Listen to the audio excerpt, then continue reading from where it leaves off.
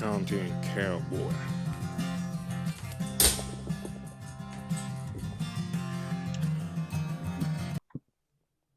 Hello and welcome to Content Cowboy, the only place where you get the coolest content. Today we're going to be talking about Cool Cat, Hood Rat, and Daddy Derek. Hey, Cool Cat. I mean, it sounds like a Western story, if you think about it. Before we start, be sure to join the Discord in my description. There you can suggest topics, get behind the scenes info on my new videos as they're coming out, and just get the chance to hang out with some cool cats. Some cool cats. Do you get it? Because that's what the video's on. Like me and others. Hi kids, I'm Cool Cat.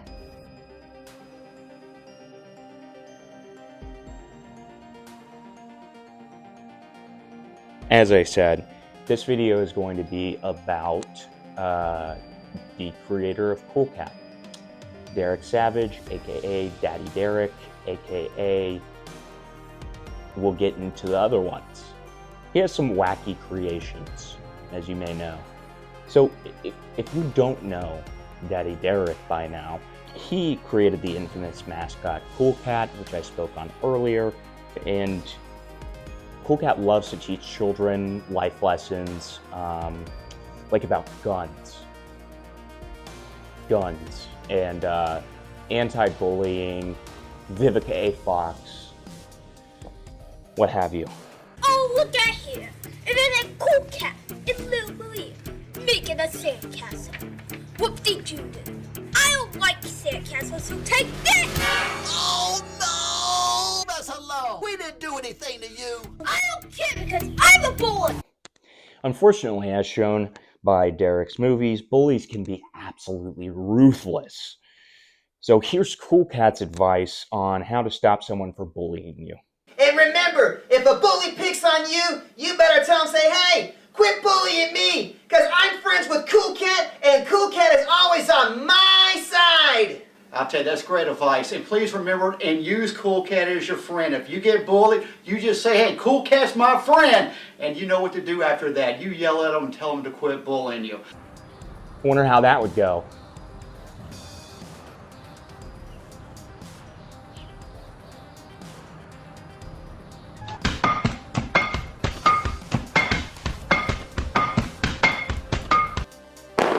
The cool, huh? Cool Cat has taken many forms, whether through kids' books, featured on the local news, to a book about it. I'm joined live with Derek Savage. He is the author of a brand new series of books called Cool Cat. Derek, thank you so much for joining us. This is perfect timing. The kids are back to school, so of course parents are encouraging the kids to read. Teachers are as well. Tell us about this. How did you come up with this concept, Cool Cats? Well, yeah, aspirations for a feature film, like Derek's ambitious script for Cool Cat Stops a School Shooting. When this first came in my mind a while back, I always want to make it about a 20-minute short, but no, we got something here that could literally just be a major kids movie throughout the world. There is nothing on this school shooting out there. We will be the first feature film out there. Okay, first of all, it's Cool Cat and Dirty Dog's the bad guy. Now, Dirty Dog is, well, I mean, he's mean in this movie. And he is the school shooter that we all fear. After everyone's favorite Swede, PewDiePie, interviewed Derek's first movie, Cool Cat Saves the Kids, he tried to get Felix to sign a contract to join the newest film. However, this film has sadly, up to this point, never come out, but perhaps eventually we can count on it. Dirty Dog, who Derek talks about in his promotion for the first school shooting movie, did make it into his next project, which is Cool Cat Stops Coronavirus. Epic. Apparently, Dirty Dog, who hates children, is one of the reasons for the spread of the world-stopping contagion. Now I'm glad I brought this water balloon. Cats hate water, so I'm going to get him wet. And I'll cough on it first, so when it bursts, it affect it with coronavirus. Pretty epic. Also, non sequitur here, but this is by far my favorite clip of Dirty Dog. I think it's genuinely immaculate. And I swear to God, outside of skipping the intro, I've not edited this at all. So feast your eyes right here, brothers. And I'm going to keep going. Okay, you got the Dirty Dog. And then Cool Cat, you ready to put some cat moves on him? Okay, here's the script, guys. Take a look at it, because this is gold right here. This is pure entertainment. It's one of the funniest scripts I've ever written. I mean,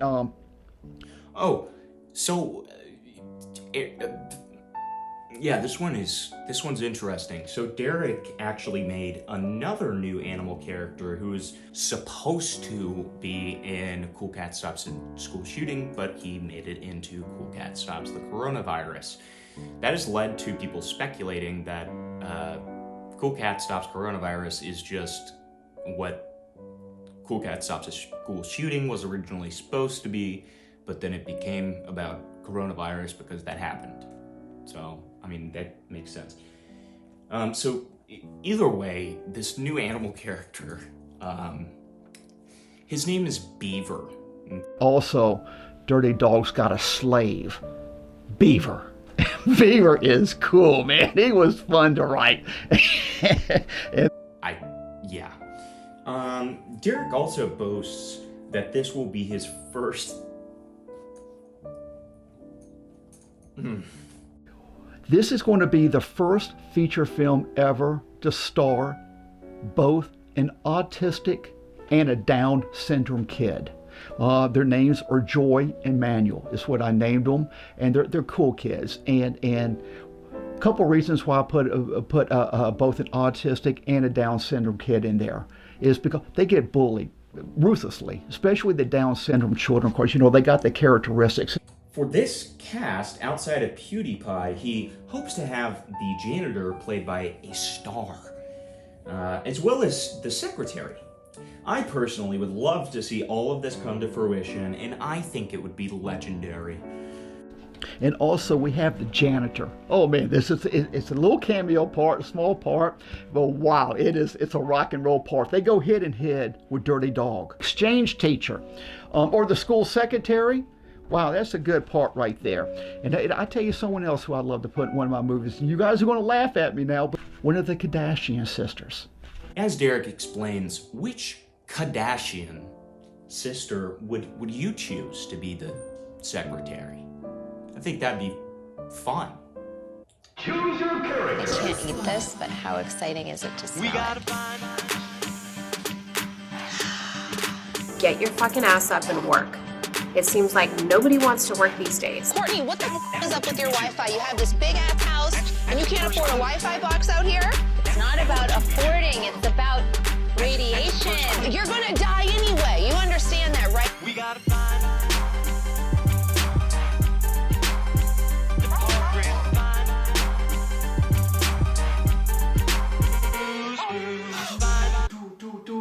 Books! We love books! Books! Books are so cool! Books! We love to read! Books! As much as all of this may seem ironic, I swear, I promise you it's not, and it will continue to be evident that none of this is ironic. Anyways, Derek's extreme ambitions don't just end with his movies, as he even wants to adapt some of his classic kids' books. He already has someone in mind for Cool Cat Loves Vacations, and that's just one of his many children's books. He'd like to have a very special guest, though, on Cool Cat Loves Vacations. project. I'm about to talk to a couple Las Vegas officials, see if we can get it. I need to cast one actress.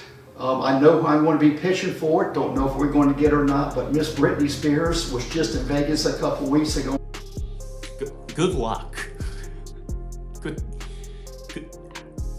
I mean, I saw the Instagram, man. I saw the post, bro. I don't know if you... What are you trying to show here, Derek? Anyways. He also claimed that this is going to be the first... I'm sorry, this is so ridiculous.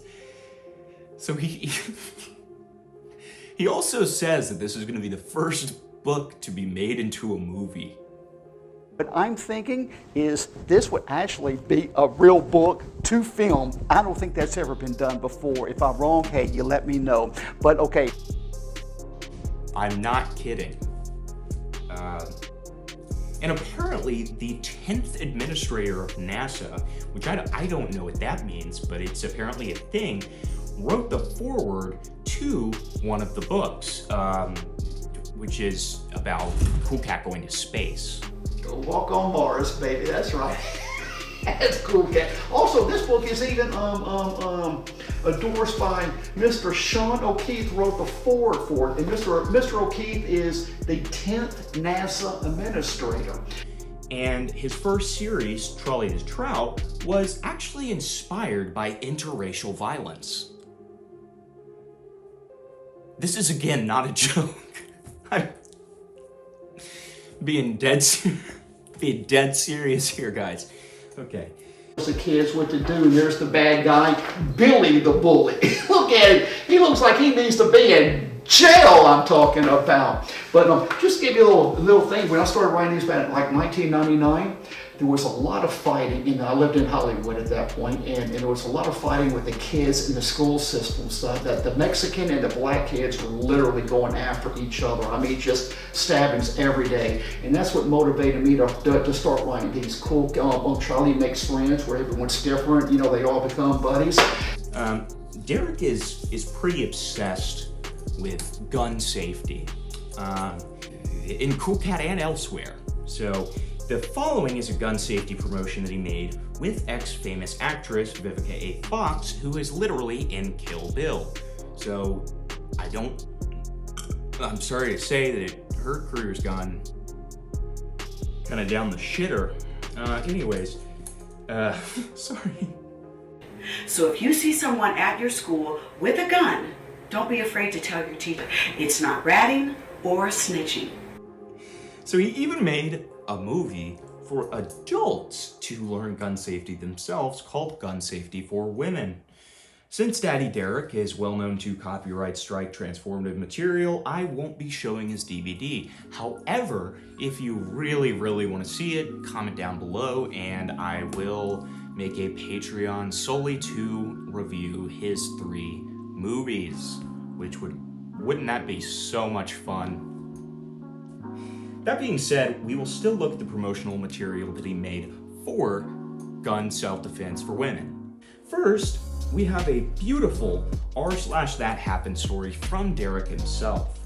Apparently, while going to the bank, getting money for the woman that made the subtitles for self-defense for women, this happened. And we pull up to the bank, you know, so I can get some money to pay the woman. And then I can see here's an ATM right here, and then there's a little space, and then the other ATM right when I pulled up, and I saw this big boy coming right toward me. I mean, I just sensed, and I said, oh, we got trouble coming. And by the time I said that, the boy, boom, right at the ATM right there, I just pulled my gun, boom, and I had it under the door ledge, not pointing at his face or nothing, like that. And I was saying, we don't want nothing, you know, and he said, like, you know, got some money? And I said, no, get away. And then he got a little aggressive coming, and this was a big boy. I mean, he was probably about 240, 250, about 23 years old, and it'd been a fight right there. I mean, boys that size are hard to beat, but, or they can be.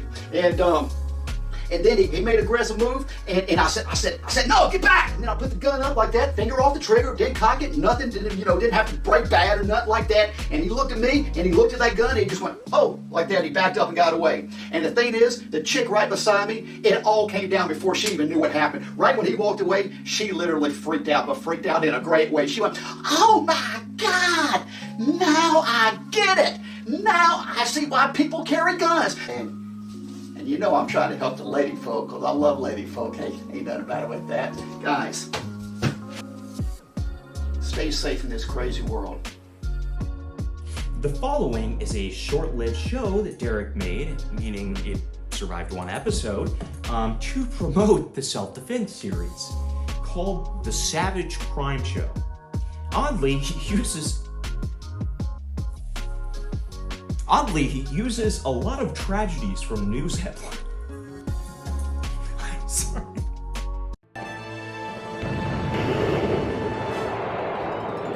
New York girl barbarically raped by teenage gangsters. Police search for 2 men pretending to be cops who robbed boy in New York subway. Woman robbed at gunpoint for 10 cents. What is happening nowadays? How can you be safe?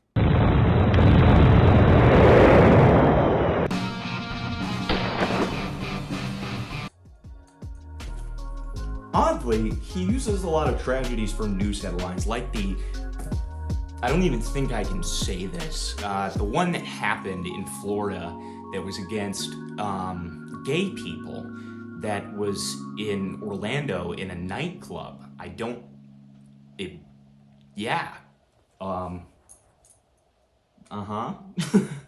To show the importance of this gun safety movie.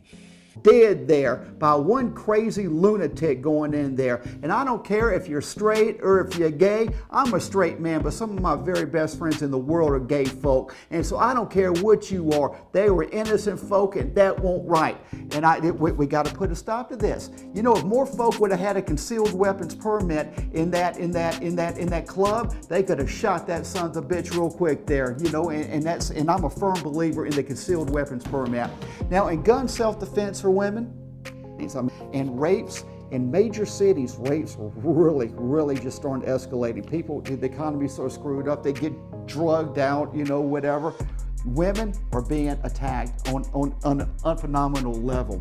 I mean, this is probably one of the sickest stories I've ever seen right here. This is a woman in Germany, refugee, what Merkel's let in over there, all the refugee, rapes a lady, a 79-year-old woman, at the cemetery while she's visiting her sister's grave. How sick is that right there, man? If she would have had a gun, she could have shot that sucker. Always, just don't boom, you double that, bam, bam, bam. That's how special forces do it. 2, bam, bam, bam. Go in it for you.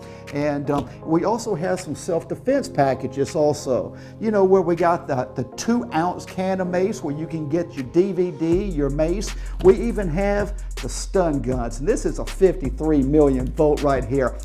Woo! Every time I spark that baby up, I just gotta go, woo! I don't know if that's the Southern man in me or just the image of lighten up the bad guy, baby doll. You know, there ain't nothing the matter with that. I unfortunately missed out on the mace taser gun defense combo. Really wish I had gotten that, but that was another way Derek promoted the project.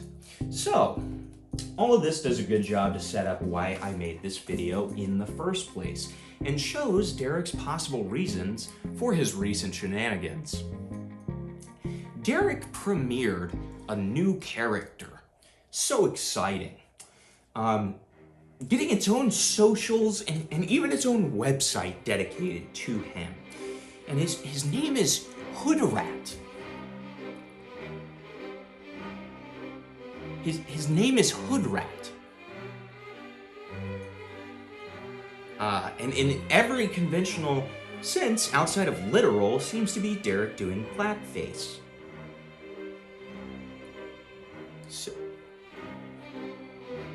So yeah. He raps. Sorry about that, bad cough here. He raps and acts like a black man, speaking on the plights of the lower classes. His first hit song to come out, which topped the hip-hop charts instantly, was Hoodrat for Trump, which we'll be going over now.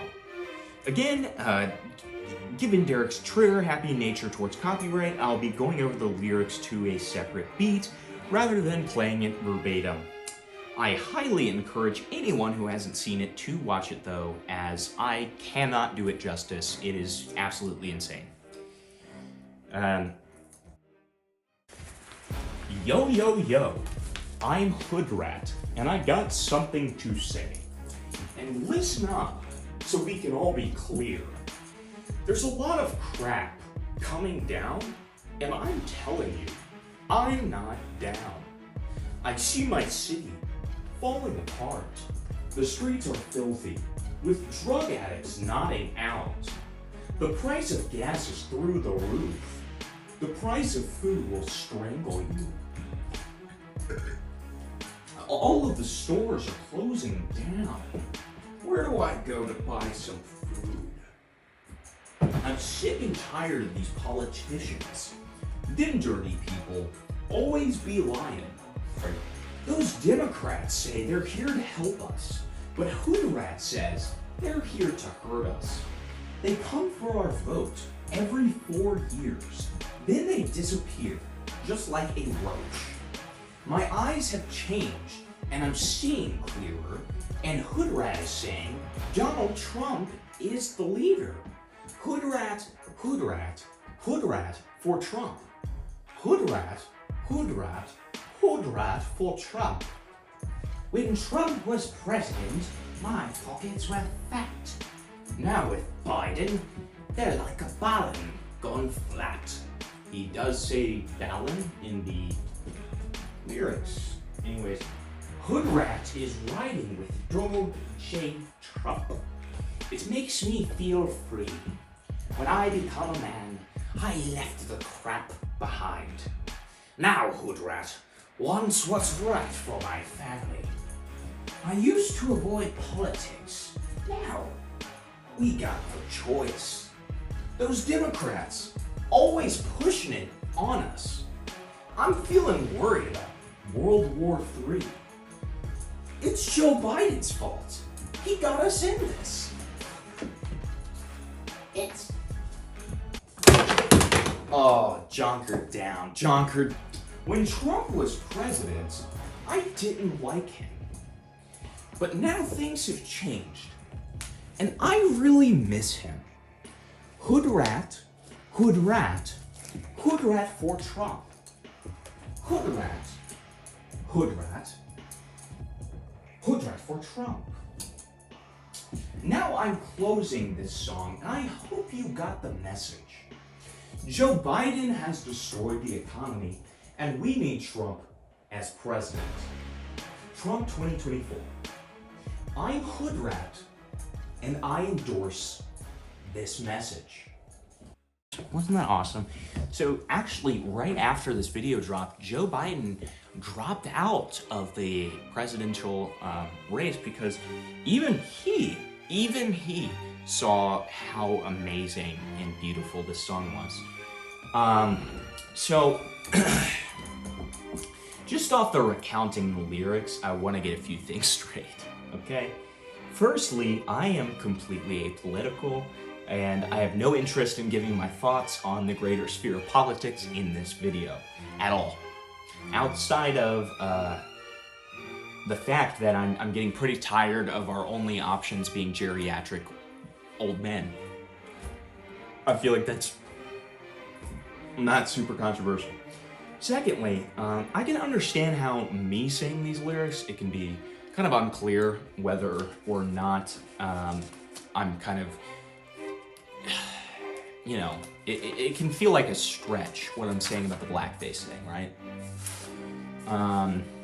And that's why I do want to provide the outro, which should solidify your understanding in the voice. And I'm also going to show part of another Hoodrat special that he made later on.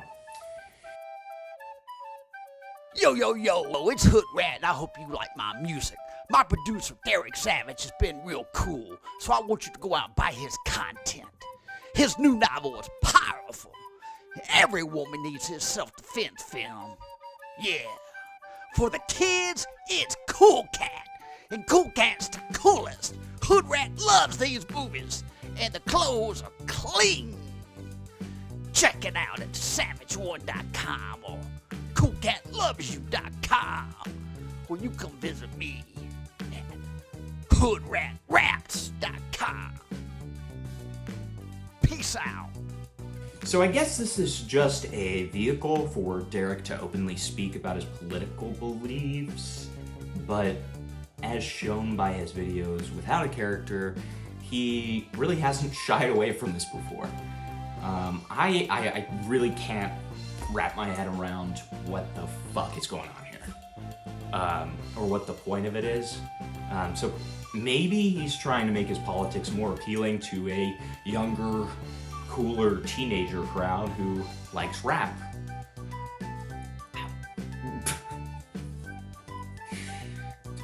Look, Derek, no harm, no foul, man. You gotta work on your flow. You gotta work on your lyrics. You gotta work on rhymes, man. I mean, that is bare minimum.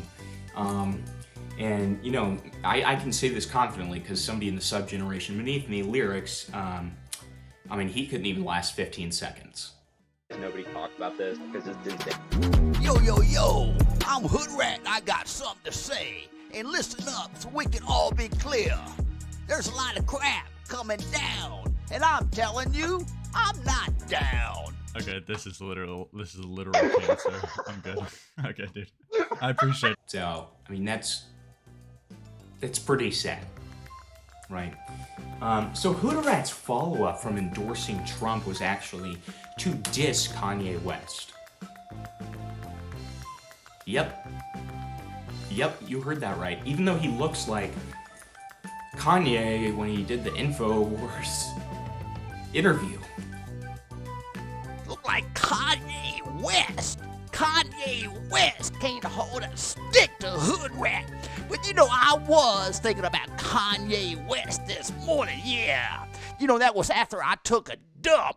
I looked in the toilet and I saw Kanye West right there. You know, I'm gonna tell you, Hood Rat used to like him. Yep, okay. So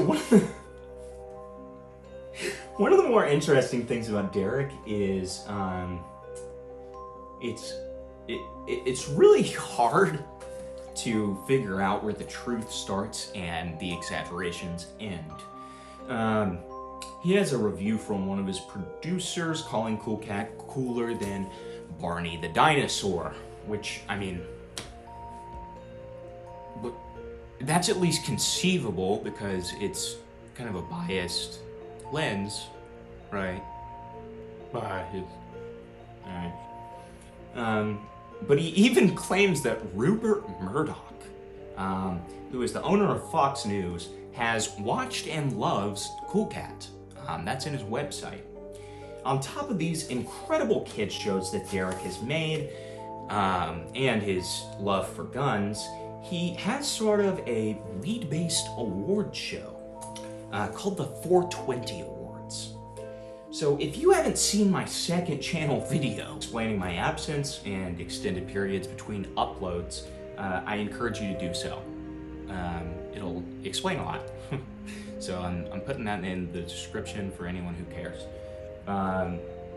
But as anyone who's watched it will know, me, Himpleton, I was a little too 420 friendly in my past, which I guess I share with good old Daddy Derek. I got a feeling there's a bunch more of those little suckers out here. They seem to be popping up everywhere, those little coronaviruses. Oh man, there's another one!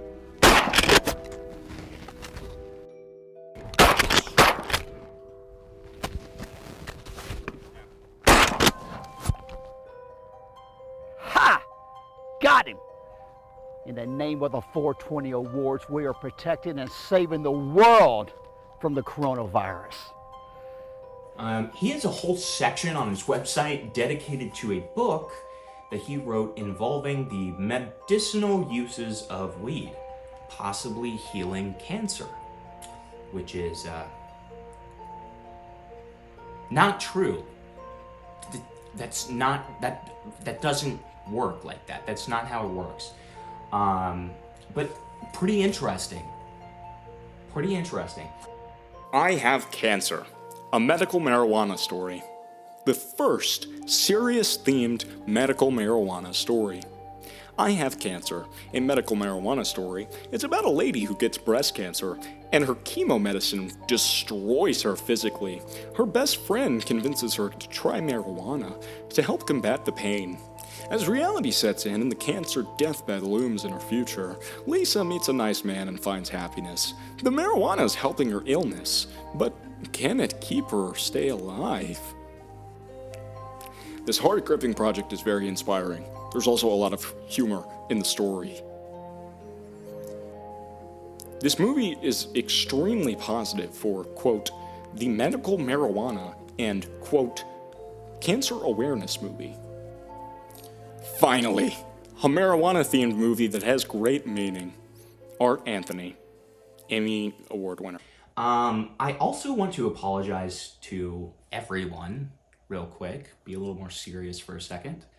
My goal is to make at least 2 videos per month, and obviously that hasn't been happening. I really do hope that I get out of my current struggles to incorporate that schedule, along with live streaming around once a week. I already have stuff on a live streaming docket. Really, I just need to learn how to. I have all of the equipment for it. Just need to figure out how to do it. So hopefully I'm able to become even more consistent with, even with post-acute withdrawal syndrome going on. So again, if any of this is unclear, I highly encourage you to watch my video on the second channel, but I don't want to waste any more time bitching.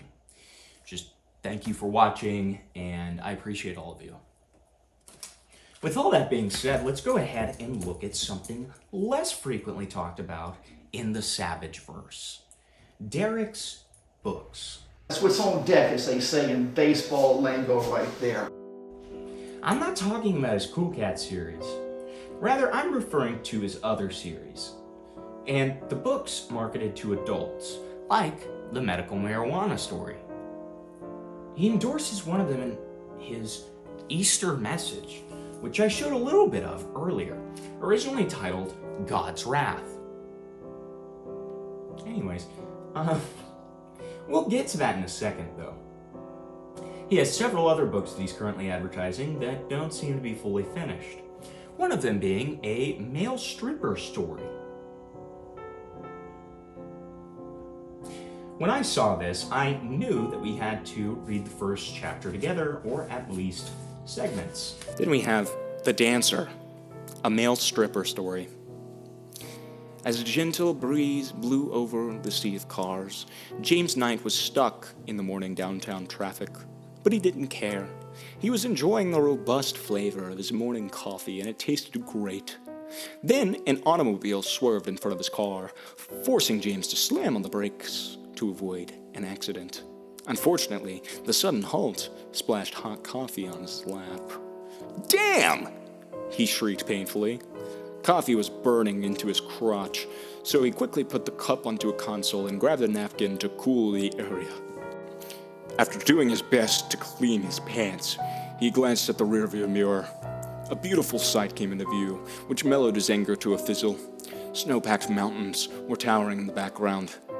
Thrusting his thoughts to how wonderful a vacation sounded, even a day off would be terrific. He hadn't taken one in such a long time. Then, the car beside his burst his bubble by blowing their horn at another automobile. James glanced at them, but knew there was no escape from the freeway, so he turned on the radio. The sweet sounds of rock always helped to soothe his soul, and now he's arriving at his exit. Zipping off the freeway onto the parking garage of a large office building, he greeted the attendant. Dude, I thought this was about strippers. I'm so fucking confusing right now. Okay, I'm gonna skip a little bit ahead to see if... Okay, so James, our main character here, gets a call from Johnny and says, "What's happening?" So I guess we switch to him now. Standing in front of a full-length mirror, Johnny was wearing only a red and black striped cue string as he admired his tan physique. He was practicing exotic dance steps, swaying his lower body with an ease of the pendulum. This man was completely uninhibited. Johnny knew how to drive his body, pulsating his hips towards the mirror.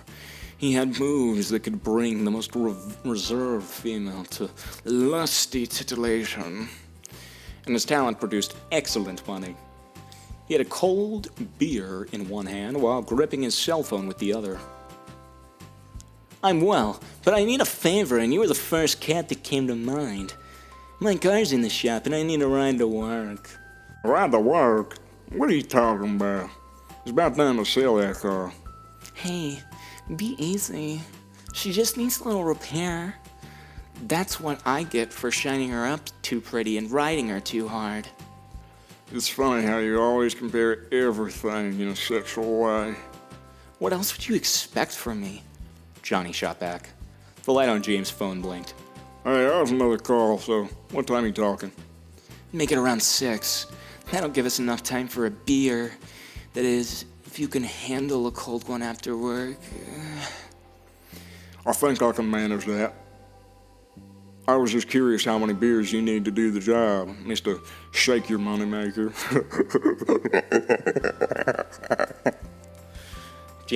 Johnny countered.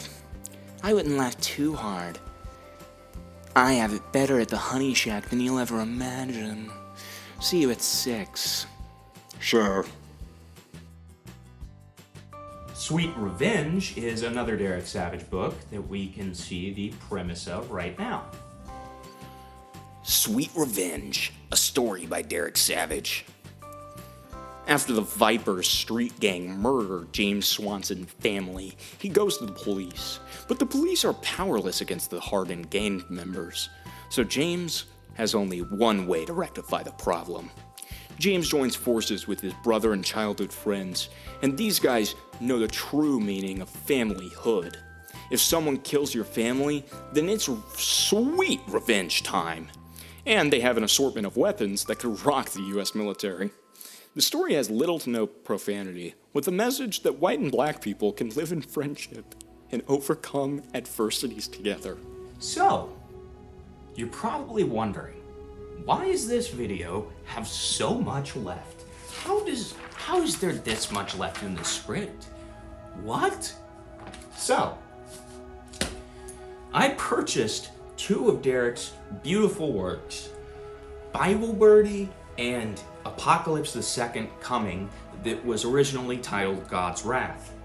Today we're going to be going through these together and ultimately reviewing them.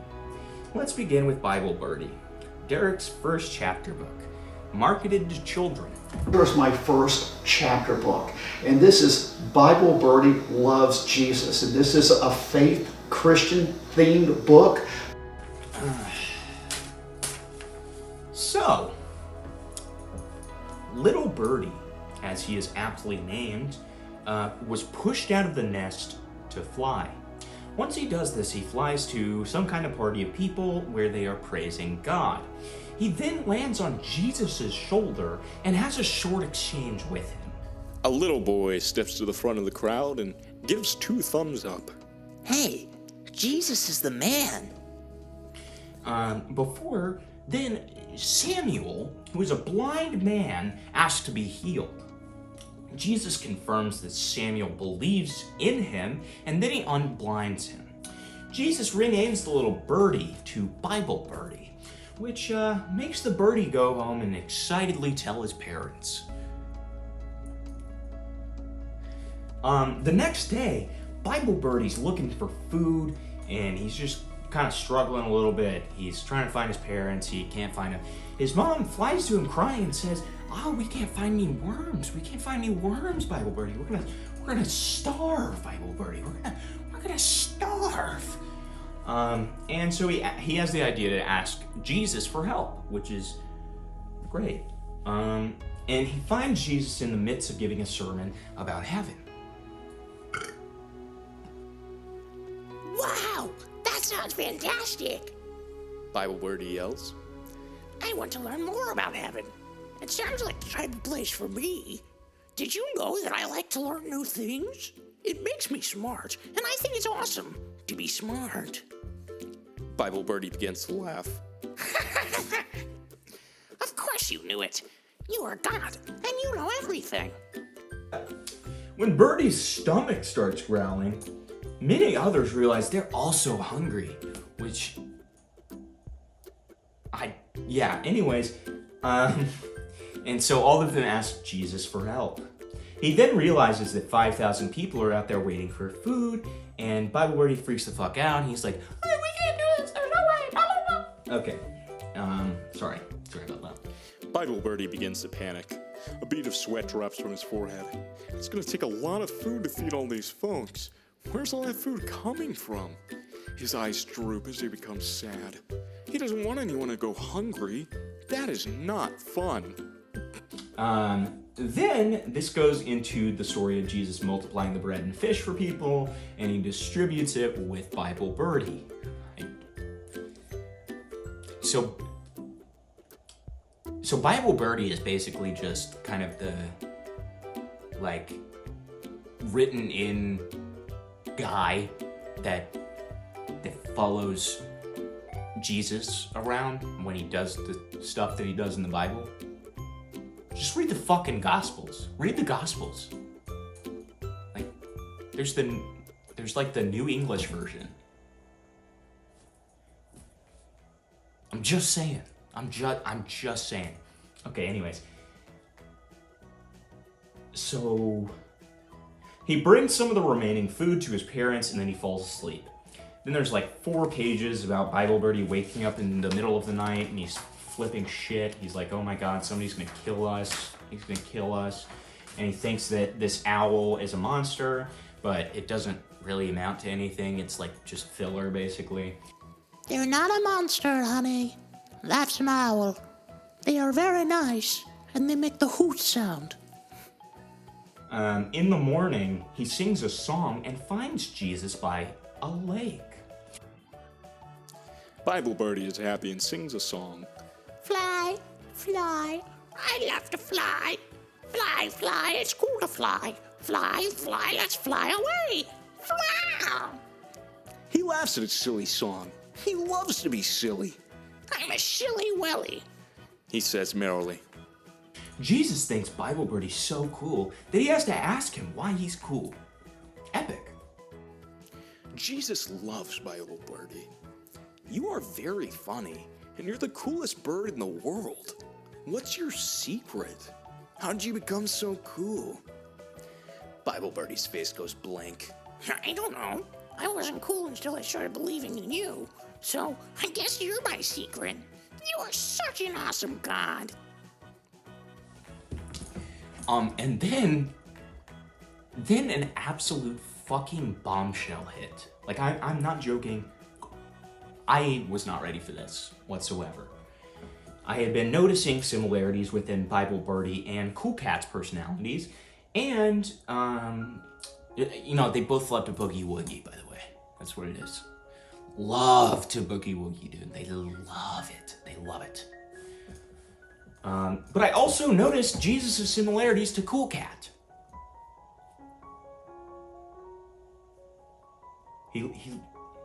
Because he loves everyone, and he's everyone's best friend. Let's read this next part together. Wow, it's another miracle. Bible Birdie shouts as he stares at Christ. You are the coolest person ever. We should call you Cool Cat because you are a miracle worker. Cool Cat. I like that name. Jesus praises. So, what the fuck is going on? Anyone? I have no words here. There's nothing I can say to do justice for this. Yeah. So you guys can figure out if that's some kind of biblical implication for Cool Cat, what that means. Anyways, then Bible Birdie walks on water with Jesus for some reason. Jesus grants him the ability to also walk on water, which it almost feels heretical.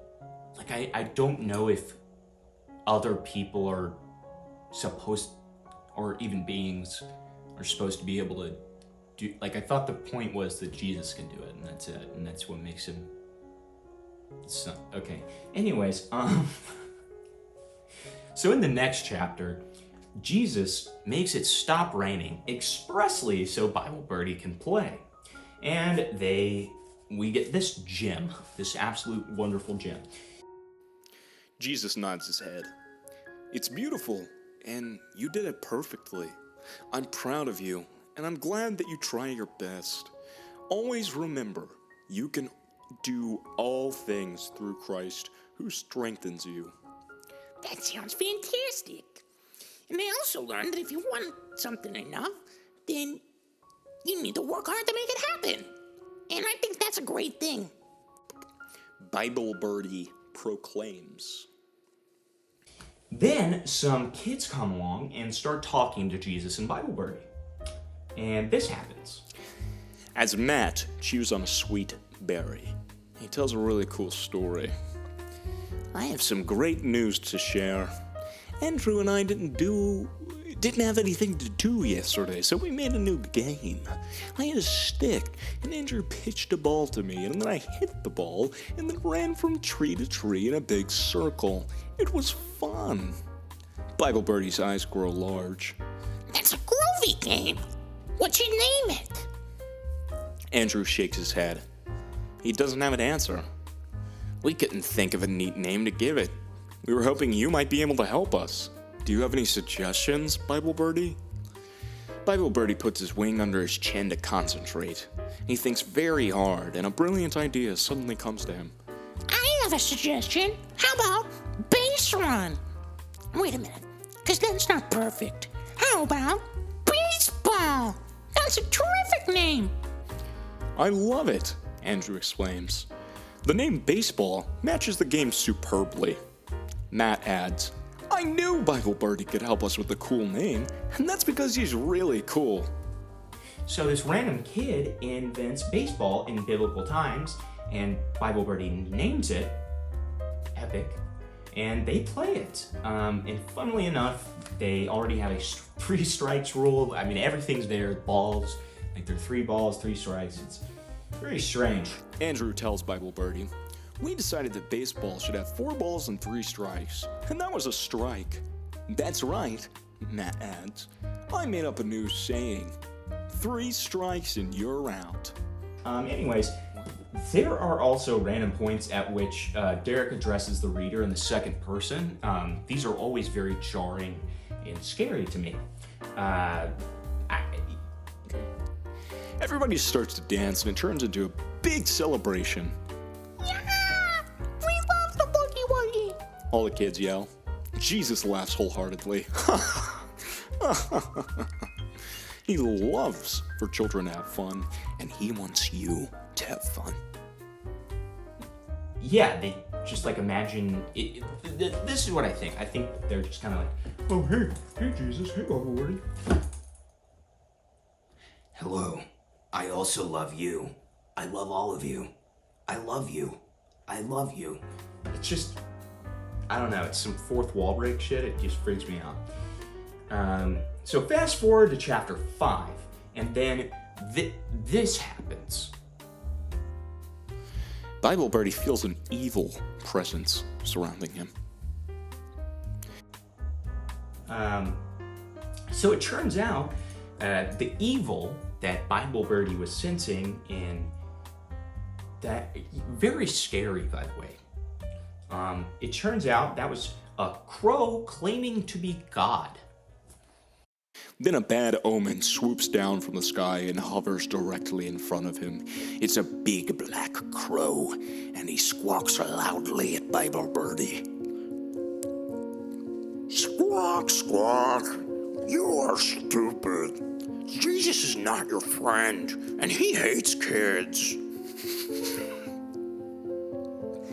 That's a lie. Bible Birdie yells back at the old crow. Jesus is my best friend, and he loves kids. So, you do worship the one that they call Jesus. For he is not the God, I am the God. The old crow shrieks. No, you're not. You're just a big dummy if you think you're God. Jesus Christ is the only begotten Son of God, and he's the Lord of all. The old crow's face snaps back like someone has slapped him, and he stares straight at Bible Birdie. So you think Christ has all the strength? Wait until you see mine. Follow me. Bible Birdie surely doesn't want to follow him, but somehow his body gets sucked up into a time warp, and he's forced to follow. In the middle of the sky, the crow comes to a sudden stop. As Bible Birdie slows to a stop, his belly growls because he's hungry. He hasn't had breakfast yet. However, the devil crow hears this and uses it to tempt Bible Birdie. He flaps his wings back in the air and squawks, Squawk, squawk, squawk. I hear your belly from here. If your God, Jesus Christ, is so powerful, then have him turn these clouds into bread so you can relive your hunger. Yep. Then essentially we get the temptations of the Christ, but it's with a bird. Yeah. The crow keeps on asking him to do random shit with God, and Bible Birdie responds with Bible verses. And by the end, the Bible wasn't invented yet. Jesus even says that it's going to be invented, but then Bible Birdie constantly references Bible verses. So, I mean, I'm not entirely sure what to do with that. We're just gonna kind of ignore it. And the crow, at the very end, essentially asks Bible Birdie to sewer slide, to ride the sewer slide, to jump off a building and not fly. I don't know why. I don't know. A growl echoed from the crow's throat. His old bag of tricks isn't working on Bible Birdie. There has to be a way to fool him. So he takes Bible Birdie to the top of the highest church in the area and says to him, If you really believe in the Son of God, then why don't you jump off this tall roof and don't flap your wings and see if Jesus will protect you. First of all, that is a very stupid thing to ask. God gave me these two beautiful wings, and I love to use the great things that God gave me. So why would I fall without flapping them? That is silly. Second, as it is written, you shall not tempt the Lord thy God. But Bible Birdie isn't finished yet, as he continues. You are just a fake and a big phony, and you're full of lies. My Lord is Christ Jesus, and I will worship him and him only. Depart from me. But then he refutes the crow with another Bible verse, and apparently this defeats the crow. And he's like, oh, snap, the Bible once again defeats me. You that work iniquity. Okay. At that instant, the devil crow cries out, Oh no! The righteous word of Jesus Christ beats me again, but I'll be back. The old crow then vanishes in a puff of smoke and disappears into nowhere. So I'm just gonna say right now, I'm not a huge fan of how Derek demonizes crows. They're pretty cool little dudes that just get a bad rep. Hell, they can even solve puzzles. Sorry, that's the animal nerd inside of me speaking up again. Shout out to Planet Earth 2 gave you an existential crisis. If you want to hear more of that nerdy bullshit. Anyways, Jesus is proud of Bible Birdie for not giving into the temptation, if you could even really call it that. And Birdie says this. Bible Birdie stares lovingly at his God, Jesus Christ. Thank you, Jesus. You are the coolest one ever, and you love kids. It always makes my heart happy to think of you. You are my best friend forever. I think my favorite part is the mom's response once he returns home. Oh my, that does sound like an unusual occurrence. I'm just glad you're safe, his mommy states. Of course I'm safe. After it happened, I saw Jesus standing nearby, and he was there the whole time to protect me. He is such a groovy God. Then, at the very end of Bible Birdie, he looks at us and, yeah, he's got a fourth wall break. He's just looking straight at us. It's very, very disturbing. Anyways, With a large smile on his face, he stares at you and says, Good golly, did we have some fun? You were there when I learned how to fly, and when I met Jesus, and when I saw all those cool miracles, and even when I learned how to play baseball. So this means we are BBF, best friends forever. I love you, and I want you to always remember that Jesus Christ loves you too. He will always be there for you, just like I will always be there for you. And the best thing is, you can talk to us whenever you want. Be good, and may God bless you. I'm Bible Birdie, and I love you. after his fourth wall break, naturally, at the very end, the end, Cool Cat's website is hyperlinked in the Kindle version. So I'm not sure if that applies to the print version too. I have to imagine it does. So I'm going to be completely honest. I'm pretty surprised that we didn't experience a crucifixion scene with Bible Birdie. I was really ready to read The Town Takes Jesus and Bible Birdie to Court, where they are unfairly sentenced to crucifixion with no trial. The crucifixion Jesus and Bible Birdie endured was even more brutal than the typical punishment for criminals. They were given a crown of thorns, beaten along the way, mocked, and humiliated. Sometimes the legs of the criminals are broken to speed up the process, but Jesus and Bible Birdie were pierced in the side and determined to be dead already, so their legs were not broken. Okay, I guess I might be a little too dark. But we had a literal Satan bird that tried to make Bible Birdie jump off fucking go full kamikaze mode. And the insured entrance into heaven with belief came with the price of Christ giving his own life. As somebody who is not necessarily into organized religion, but considers themselves a Christian nonetheless, I'll talk about that a little bit more later because, things are getting crazy, guys. Anyways, I learned about the crucifixion as a young child, personally. So why are you shielding us from the truth, Derek? Why? Again, I would give this 7 birds out of 5. I would strongly encourage you to just read the Gospels instead, if you're gonna read this. Not to say that you shouldn't get Daddy Derek's book. He's really cool, guys. Please don't copyright. Please don't copyright. So, let's talk about Derek's other book that I bought, which is his first fully finished feature-length book. Feature-length, I don't think that's a thing. Anyways, this seems to be the only fully fledged book Derek has in print, and I am lucky enough to have my own copy, which is so epic. And I've read it from front to back, and it took me way too fucking long because I am basically illiterate after doing required readings throughout school, and then just never reading again. So this is the first book that I've read in probably 4 years, which is really embarrassing, to be completely honest. We follow our protagonist, Brandon Summers.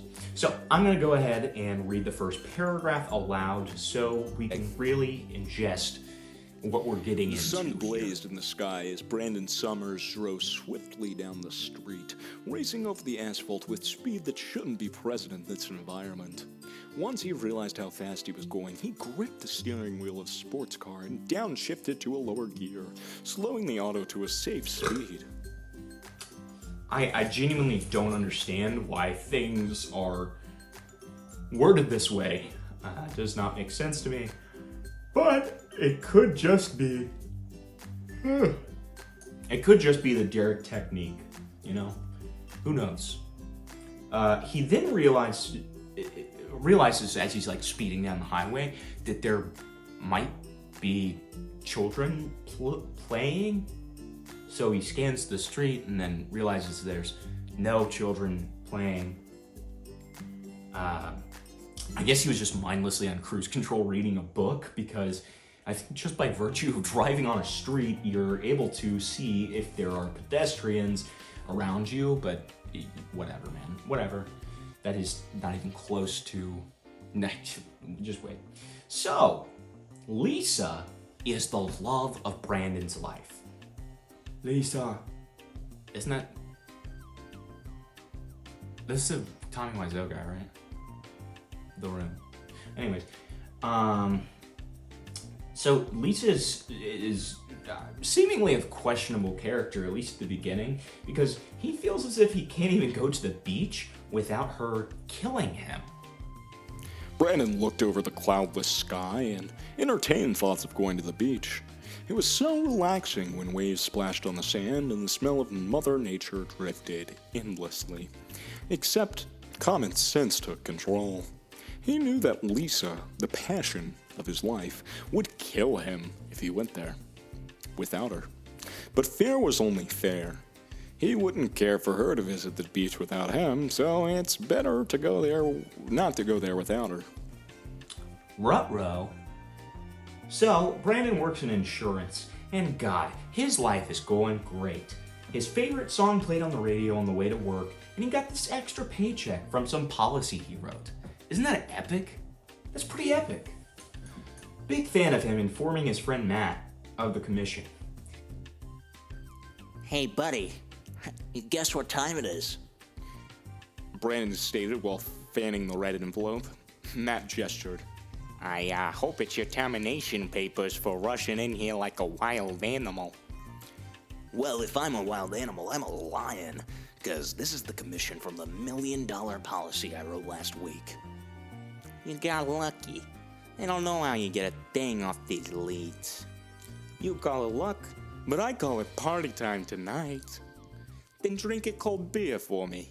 I could use one right now if you know what I mean. Then I'll drink two, and don't sweat it. You'll write a big deal soon. But I have to call Lisa. See you later. This certainly seems like something people would actually say. For sure. He then calls his lover Lisa, and we once again get an extremely realistic branch of dialogue. Brandon headed back to his office and dialed a familiar number. After 2 rings, a sensuous voice filled his ear. Hello, this is Lisa. Hi, pretty lady. How are you? I'm okay, and thanks for asking. What are you doing? Just hanging at the office. Thought I'd call you to give you the good news. Guess what happened? Lisa could tell the tone in his voice. There's no telling with you, so tell me. His delivery was smooth. I hope you're ready to have fun. I just got a fat paycheck, so let's play hooky and get naked. I can't do that. Why not? He pleaded. Because I have to work. That's no fun. But since I figured that'd be your response, here's my backup plan. Why don't we be adventurous and visit the shopping mall tonight? That's a wonderful idea. And since it's so pretty outside, we should go to the Santa Monica Mall. We can even take a walk on the boardwalk first. We haven't done that in ages. Wow, we have the same vibes happening. What? I was thinking about the beach an hour ago, so that's perfect. Get ready for a great time, and I'll see you at home after work. Love ya. Love you back.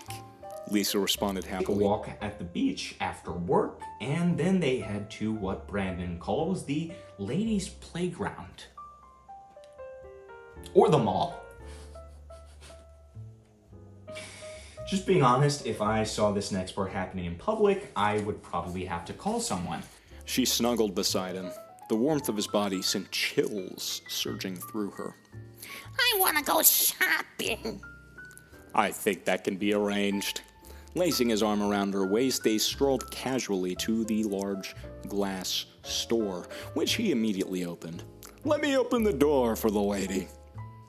As Lisa stepped past him, she rubbed her sweet body seductively against his. Okay. You're being sweet this evening. There may be some sugar in store for you later on. You know what I mean? There better be, because Big Daddy is getting hungry. What? They entered the store radiating joy. As they're shopping, a literal 20 thieves, 20, and that is a specified number in there, comes in and do a smash and grab. Before he had a second to react, 20 young hoodlums were running towards them, each carrying an armful of merchandise. It was a smash and grab free-for-all. As the thieves ran to the front door, one bumped forcibly into Brandon, knocking him off balance. Brandon staggered slightly, but swiftly regained his footing. "Stop, you punks!" he hollered, and then saw another kid running directly at him. But Brandon was quick. He lowered his shoulder, preparing for contact, and at that precise moment, he rammed full force into the thief's chest like a linebacker, crashing through a defensive line. Except the blow inadvertently threw the assailant right into Lisa. The thieves run into Lisa and break this crystal angel that she wanted, which evidently literally causes the rapture to begin happening. Yep. So basically these big, thick, dark clouds come over the city and fog up the streets. Everything is dark. Lisa has a dream about confessing to Jesus, which she does, with the promises from the dream priest that whoever doesn't will suffer the same fate as one of the disciples in Patmos. This part doesn't really make sense, but I think you'll understand why later. So then we see what all the suffering in Patmos is all about. Traveling back through time to the year 95 AD, wind roared across the rocky coastline of Patmos Island, encasing a work crew of prisoners in a tornado of sand. Damn, why did I ever take this nasty job? I must have been crazy. A couple extra denarius for this crap. An overweight prison guard hissed disgustingly. Tiberius cursed the sun for baking his bald head, while he eyed the crew of 20 prisoners, all deadbeats. Perhaps he should torture every one of them to brighten the mood. He stood on a small hill, savoring the power. In his right hand he held a wicked whip, the Cat of Nine Tails, and admired the recent adjustments he made by adding several pieces of broken bone and rocks to the end of the straps. This way, it will rip the skin from the prisoner when they were smacked with it. Tiberius loved to beat people. The slave driver discovered that a strong whipping was the swiftest way to ensure that prisoners would do exactly as they're told, or whatever he wished. A strong gust of wind blew the leather straps against his thigh, giving him a feeling of sexual gratification. But Tiberius's enjoyment was short-lived when he noticed an aging worker slacking on his duties. This caused anger to surge through his veins, so he snapped the whip wildly and headed after the captive. An old man clung to his pickaxe with the last of his strength, barely able to draw breath. The heat was sucking the life from him.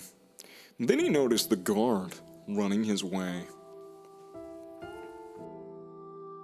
John gets raptured, and before that he's enslaved, but he's instructed to write about what's going to happen in Revelation, and then we cut to this. Dark clouds covered the sky above the Shady Tree Meadows graveyard. Herman, the groundskeeper, overweight and unshaven, placed squares of grass at a fresh grave. Damn clouds, I can't see what I'm doing here.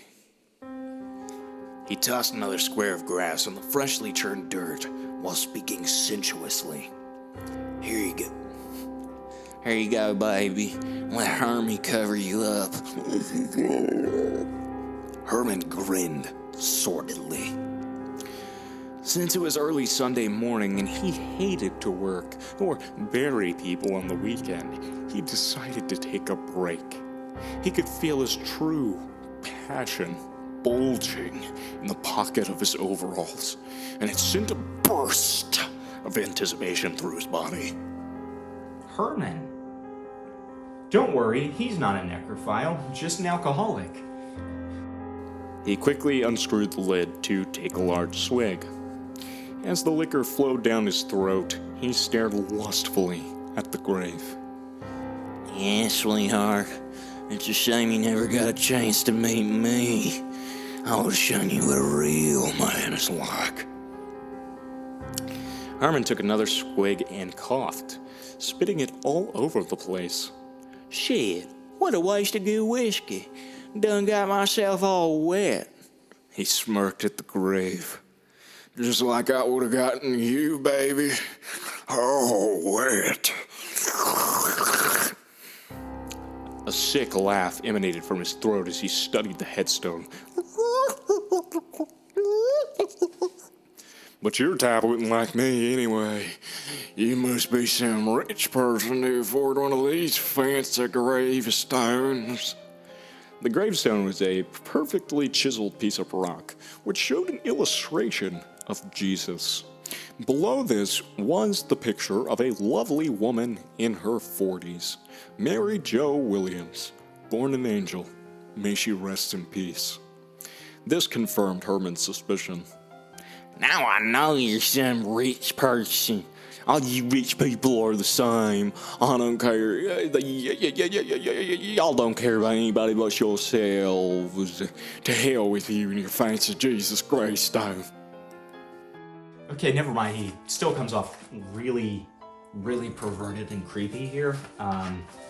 So, yeah, I'm not going to comment on that anymore. So then we go back to John confirming that he's writing Revelation, then back to Herman spitting on the rich person's grave, then to Brandon and Lisa getting ready for a date. I mean, we are just like, this is very jarring. Then to the vice president, and all of this is in 2 pages, by the way. So apparently he has this plan with a supposed Catholic priest. And then we cut to different cities around the world where chaos is breaking out. People are stampeding each other in Tokyo, and Jesus comes and hovers over Mexico City, but is evidently able to be seen around the world. Herman, the grave digger, experiences a Night of the Living Dead situation where people are literally rising from their graves, which is justifiably very terrifying to him. However, Derek writes this as a miracle and part of the rapture. So there's a very strange, jarring difference between the descriptions of these literal dead people rising and Herman just running for his life. Like, it seems terrifying. But then it's also described as like so beautiful. It's the people are it's very interesting. So he then sees the chick that he hated on for being rich, and she tries to tell him to find God, but Herman's heart just fucking explodes. And he almost dies. I don't really think he had a fair shake to accept God with the shock of the entire world crumbling in front of him, but maybe that's just me. Despite everything going on, Brandon and Lisa decide to proceed with their date. Meanwhile, more people, including cowboys. Dead believers were beginning to rise, delivered to a life of eternal freedom. Women were dressed in vintage clothing, and many of the men wore bankers' apparel. Now, 2 cowboys rode upwards, with their 6-shooters still in their holsters. One cowboy pulled his pistols, twirled them around his fingers, and smiled happily.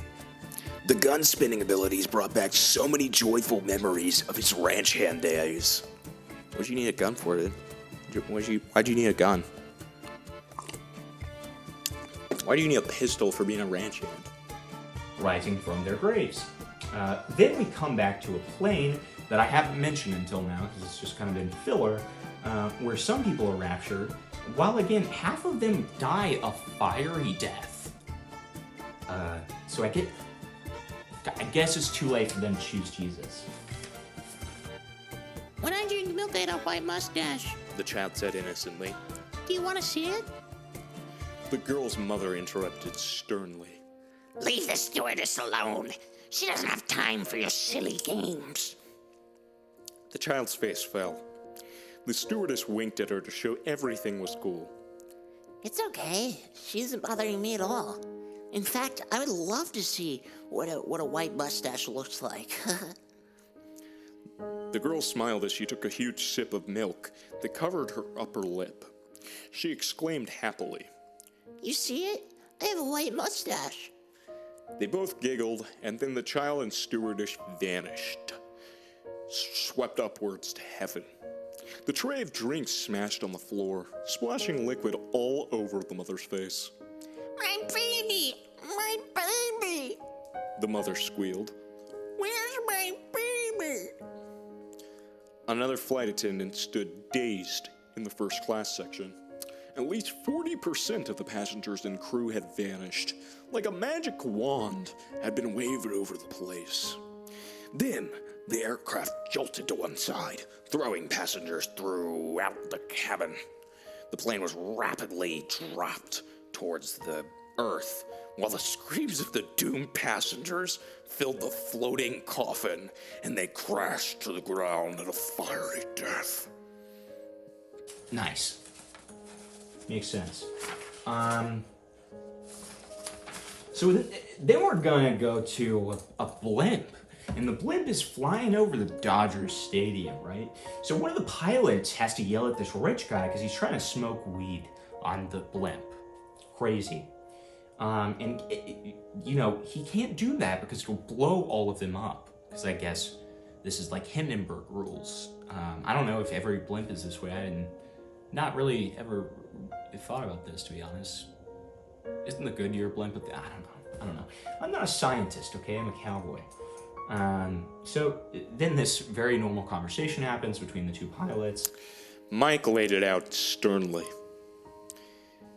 You guys were briefed on the rules of riding this ship. This is not a clubhouse or a playhouse. This is a blimp. It can be extremely dangerous, so sit down and enjoy the game. By the way, there is absolutely no smoking allowed. What do you want to do? Blow us up? Kevin closed the window as he chuckled under his breath. Man, you sure told them. I couldn't have done any better myself. They shared a laugh while Kevin asked a question he had often wondered. Hey, Mike, you ever smoked any reefer? Well, I tried it back in my college days, but I quit once I got married, and that was some years ago. How about you? I know you've smoked some of that wacky weed. Wacky weed before. Kevin confessed. Well, you know how it goes being a single man and everything. Sometimes the lady folks like to have a little smoked, so I'm not opposed to it. I even take a puff occasionally when I'm playing my guitar. But I haven't smoked it lately. Most of these church-going girls I've been dating don't indulge much. Guess it's God's way of telling me to slow down. They get raptured, just right away, and the blimp literally explodes because he's still trying to light the joint, the rich guy is, and kills everyone in the Dodger Stadium, too. That is still there post-rapture. So yeah. Anyways, then we have this little passage. A chain-link fence divided two backyards in a nice suburban Virginia neighborhood. One side housed a mean pit bull, the other a sweet, mellow collie. The pit bull was barking aggressively at the collie, clawing and tearing at the fence. But the collie didn't care. He was lying comfortably on the grass while ignoring the mean dog. Then the earth shook viciously, throwing the pit bull to the ground. Except the collie had a different future in store. he began to float gracefully into the sky. In mid-stride, he turned and barked a farewell. The pit bull immediately stopped barking as he stared upwards in confusion, scared, into silence. So I guess animals get raptured too, so the collie implicationally believed in Jesus or something. Maybe it's a family by family basis. Yeah, I don't know. Rip Dirty Dog though, because he gets left behind. Very sad. Very sad. Lisa gets raptured directly after Brandon talks about proposing to her. Talk about bad timing. And then we have this pretty visceral car crash since Lisa was driving at the time this happened, with another unmanned car slamming into Brandon's. Lisa goes to heaven and notes the following. Lisa gasped in pleasure. There was something for everyone. In a nearby field, lions were playing with sheep and dogs as though they belonged to one family. She recalled that in heaven, there's no killing, no racism, and no hatred. Only peace and love between all. Which I honestly had no idea of. If we kind of get the root of Derek's ideas of the rapture, it's still kind of racist, given the fact that many of the minorities in places like the Middle East won't be going since they don't believe in Christ as the one and only Savior. Before I say anything too edgy, I just want to clarify, I am a Christian. I'm specifically, I practice mystical Christianity. I'm a Christian mystic, which it means I don't really follow the traditional stuff, meaning the traditional institutions. And, you know, I have some wonky opinions about all of it, but I do believe in Jesus. I do believe in God. So if that's a problem, I'm so sorry. I'm so sorry. But I'm also never gonna like shove my religious opinions in people's faces. And, you know, I'm really just saying that so that if there's anybody who is Christian who watches this, they are not like, oh my god, what is wrong with this guy? So anyways, yeah. So yeah, I don't align with this vision of the rapture. I don't think it makes sense. I don't even know if I believe in the rapture. But this definitely just doesn't make any sense. So I'm very happy to critique it.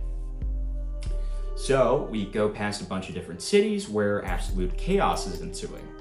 An old quote-unquote Bible thumper goes to an old stoner in Manhattan, explaining that hell is about to rain on Earth. Totally stoned out of his mind. The hippie didn't care either way.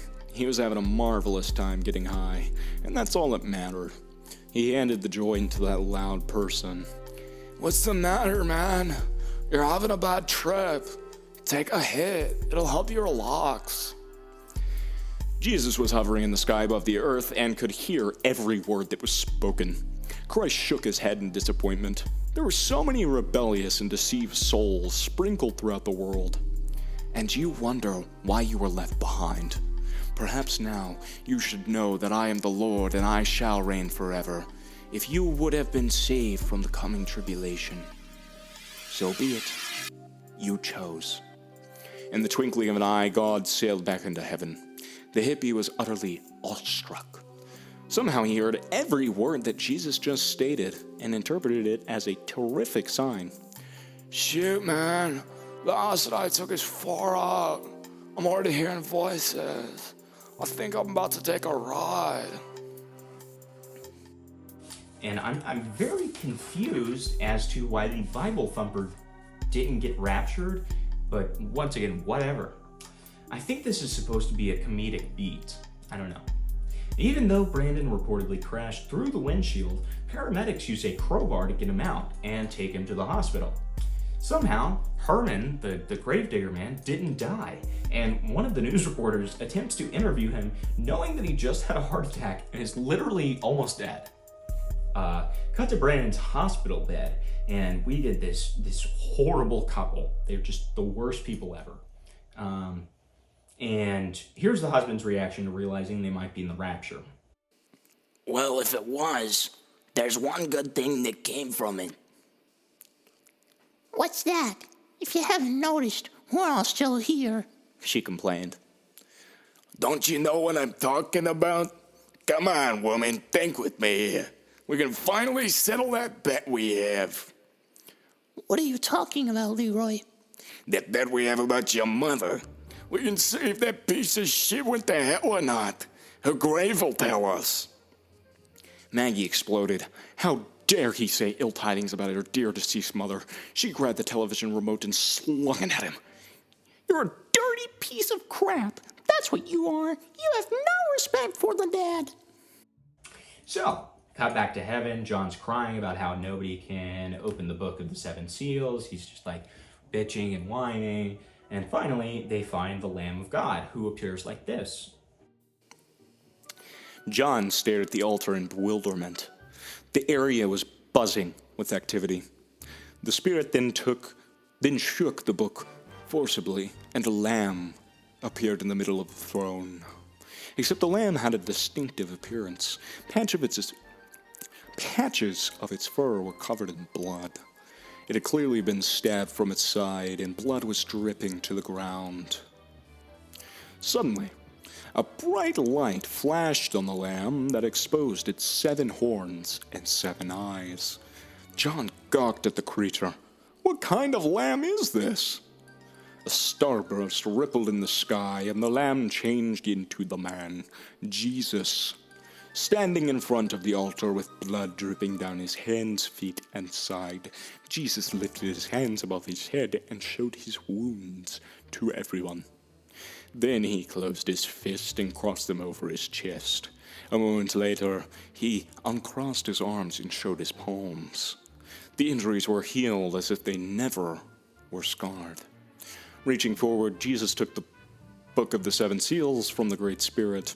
Once he placed his right hand on the first seal, a smile grew on his face. It was time for man to see his true power. Then the Antichrist starts coming down to the earth. John was puzzled. How can he be the evil one? The rider on the white horse is a good-looking person. That was then, this is now. The evil and sin that flows in his veins shall expose him shortly. The Antichrist raced through the sky, speeding from heaven to earth.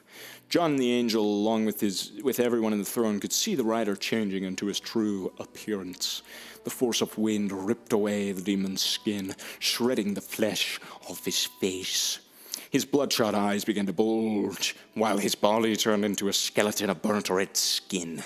Oozing blisters flourished over every inch of his torso, covering him in slimy pus.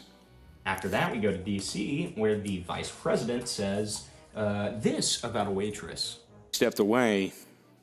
Jeff stared at her impressive figure.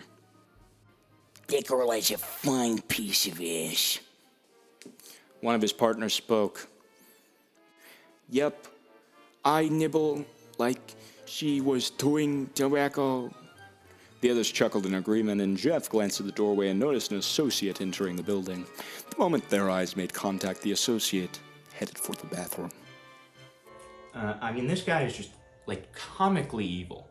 I guess we'll understand that later. The other man acknowledged. Mr. Vice President, how are you tonight? Shut up. I'm not here for small talk. Do you have everything planned? He barked in a graveled voice. The associate responded slightly sarcastically. Have I ever failed you? No, and you better not this time.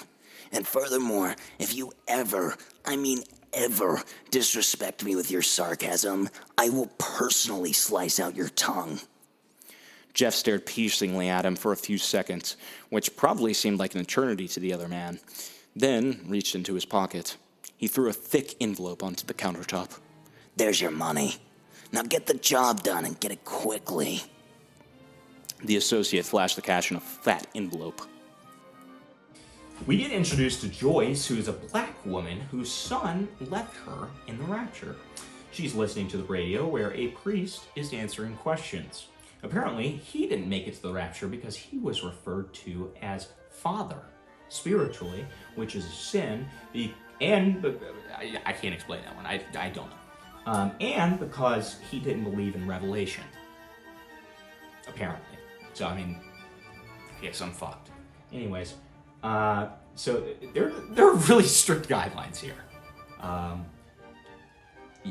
You can't just believe in Jesus. You can't just, like, yeah. Doesn't make too much sense to me. Joyce held her breath. The radio captured her attention, and she was desperate to know the answer. The woman started calling with a raspy tone by mentioning that her son had a teacher in school who occasionally talked about God. She broke down sobbing, confessing that she always told her boy that God was fictional. But her son consistently sided with his teacher. By now, the caller was crying aloud.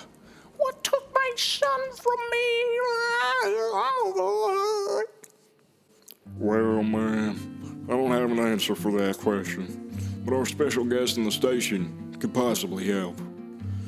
The talk show host admitted. Callers, I would like you to welcome a friend of mine, Father Johnson, from the First Saints Church. Thank you for the introduction, Larry, but please do not refer to me as Father any longer. Since I was left behind, I've studied the scriptures with all my heart, and there's a verse that literally stunned me. After the Horsemen of War sent down to Earth, then this happens. A skinhead was speeding down the freeway in his beat-up pickup truck. Yeehaw! I got the urge to kill a... I'm not gonna say that. Not gonna say it. It didn't take long to find his target. The eyes were quick to spot an attractive black woman, Joyce. The racist swerved his beat-up pickup truck towards Joyce's car, almost ramming into it. Joyce's instinct forced her to pull out of the way, barely avoiding an accident. The truck came inches from her door, so she rolled down her window and yelled, "Hey, watch where you're going! Be careful!" The punk laughed, loving the fact that he had startled her. His chrome-covered pistol sat on the passenger seat, and without hesitation, he aimed the hardened steel six-shooter at her face and pulled the trigger 4 times. Gunshots exploded as fireballs flashed in the cockpit of the vehicle. "Screw you, bitch! Ah!" He screamed in pure hatred. The first bullet smacked Joyce in the head, splattering her brains throughout the car. Splotches of blood covered the leather interior, while tissue fragments dripped off the rearview mirror. But apparently, although Joyce died, her spirit gets to go to heaven, but her body isn't raptured. Okay, so... Yeah.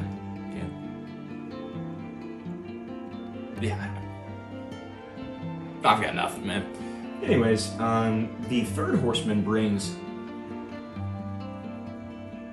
inflation? But he's black. So I'm gonna check this with actual revelations real quick. So you'll see a post-editing note here if it's just completely off the basis that it's inflation. So Brandon goes shopping to find out on cue that prices have risen.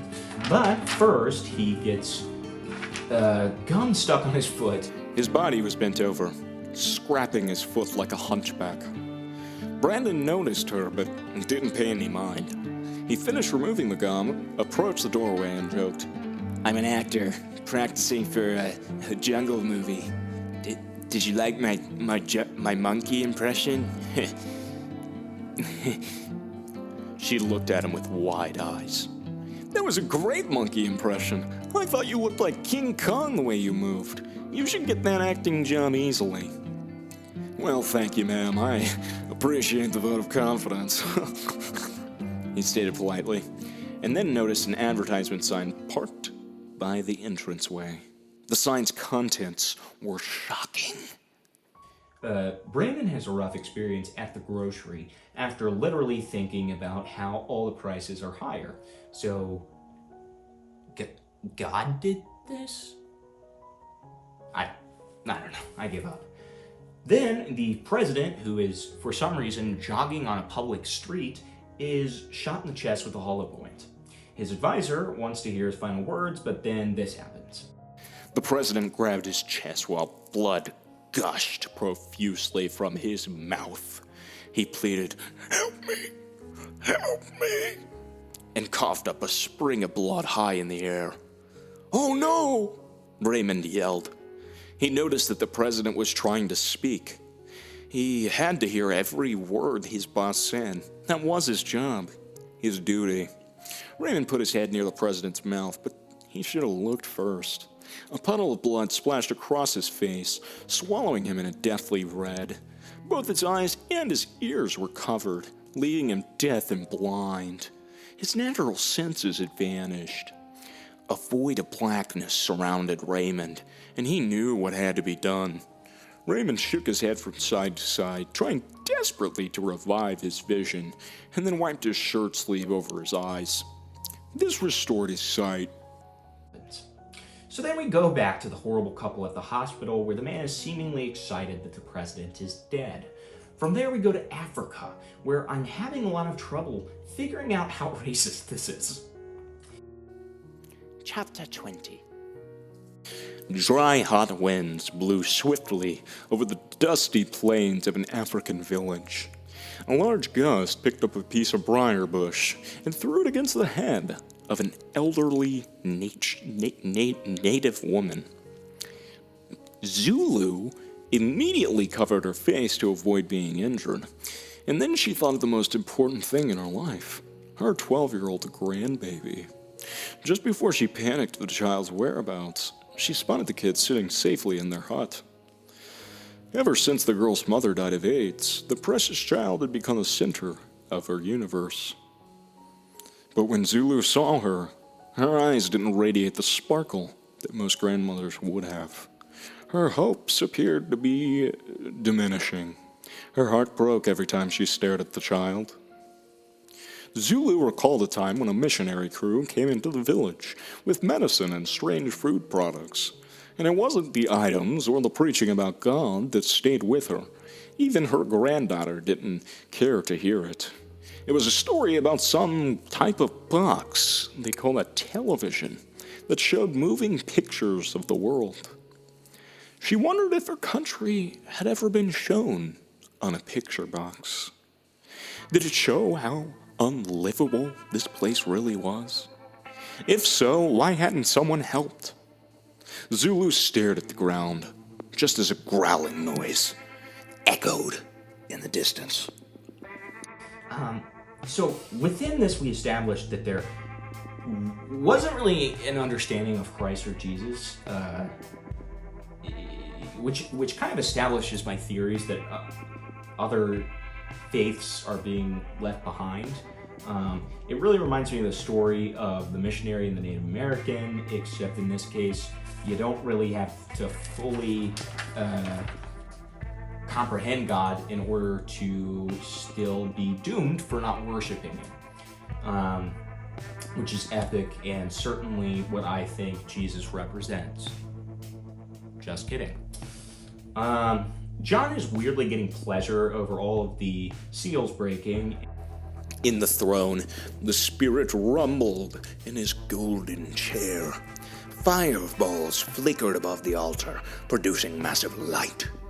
John blurted, "Wow, that was something." The angel beside him laughed. "Just wait. You haven't seen anything yet." John loved the response. He could only imagine what was going to be next, and he didn't have to wait long. And now death comes on a pale horse. The African person is named Zulu, and she sacrifices herself to save her granddaughter and gets rewarded by her throat getting ripped out. She screamed at the top of her lungs, "You have to take me before you take her." The native woman ran at the lion at full force and hopped on his back, but her strength was nothing compared to his. The instant she landed on the beast, the lion thrashed from side to side, knocking Zulu into the dirt. She slammed on the ground, knocking her breathless.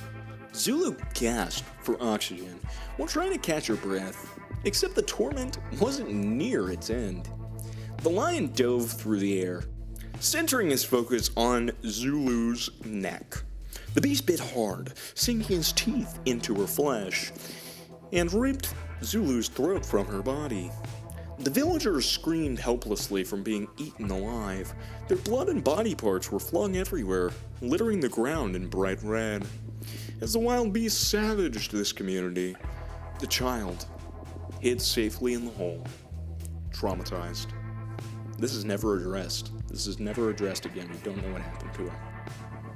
So again, we're not playing This Is the End rules, where you can just get saved by doing a good human deed or just being a good human, which I guess makes the sacrifice a little more tragic because she's going to rot in hell forever.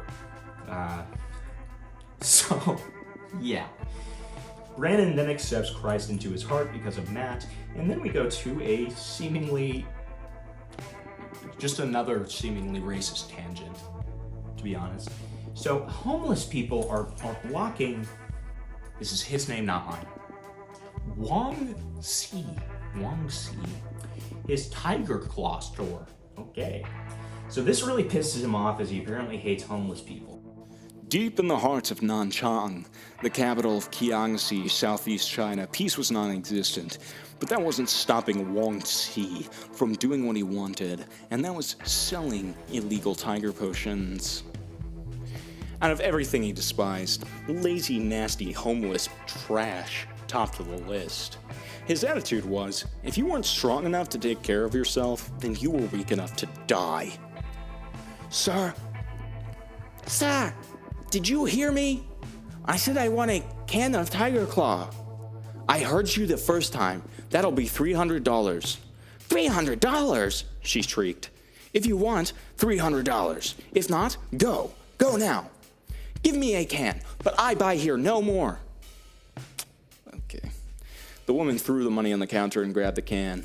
You're a rude old man, she hollered as she barged out of the store. For some reason, this is fucked, man. This is bad. So for some reason, Derek's Chinese characters literally speak in broken English, which, yeah. Sorry. I have apple in my pocket with maybe one bite left. Some man throw it on street and I pick it up. Do you want? Sun Yi stared powerlessly at the lady. She hated to accept the apple, but what else could she do? She was about to starve. Thank you. I will take apple. So I had to read this part out loud because, yeah. Sun Yi panicked. She was absolutely fearful of this horrid monster. But then she realized it was only an old man holding a puny stick with the sun blaring behind him. For a moment, she thought the great Godzilla was about to attack. Jesus Christ. If you don't know, Godzilla is Japanese, so this makes very little sense. An earthquake happens as the sixth seal is open, and we get the following dialogue. But at that instant, something else startled her even worse than the earthquake. Enormous black clouds were rolling in with an impenetrable force, tumbling through the sky like a Pac-Man, devouring all the light. Sun Yi was utterly spellbound. The colossal black clouds covered the horizon in pitch darkness, sealing every speck of the sun's bright light. Daylight had disappeared, becoming extinct. Wang Si stood to his feet. His legs were still unsteady as he screamed, "Oh no! My ass is chop suey!"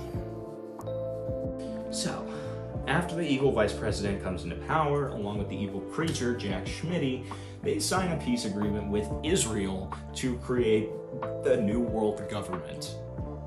So, some guy's cleaning up his yard and he gets killed by fire and a blood tornado, and I have to give it to Derek, this is a very visceral image.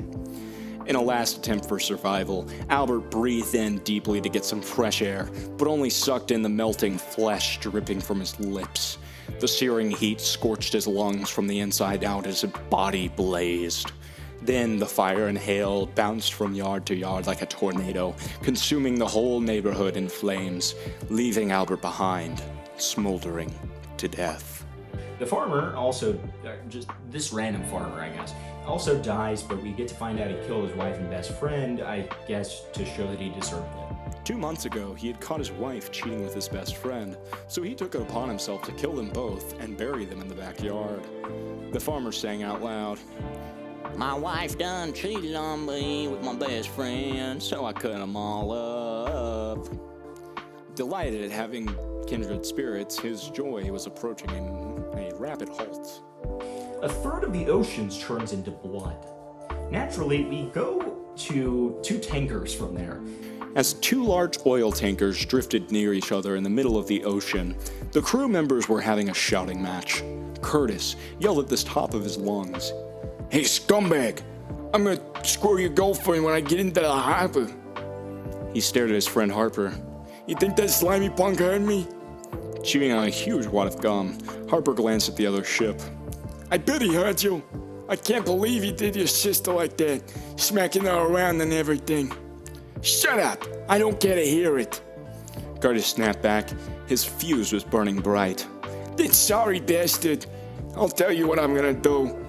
I'm gonna go to his house and screw his whole family.